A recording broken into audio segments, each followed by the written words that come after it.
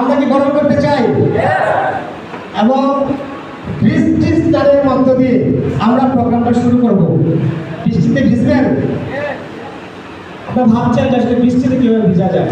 এবার দুটো হাত খালি করতে হবে,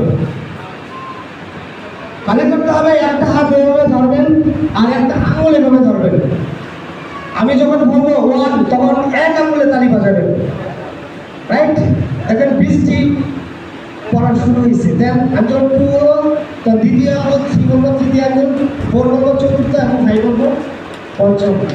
দেন স্টার্ট নাকি? এক আঙুলে ওয়ান, বৃষ্টি পড়তেছে নাকি? Two, three, four, and finally five. Thank you very much. খুব ভালো লাগলো আপনাদের মধ্যে শুরু করার, এবং স্পেশালি থ্যাংক জানাই, এবং আপনাদেরকে জিজ্ঞাসা করবো সবাই বসে।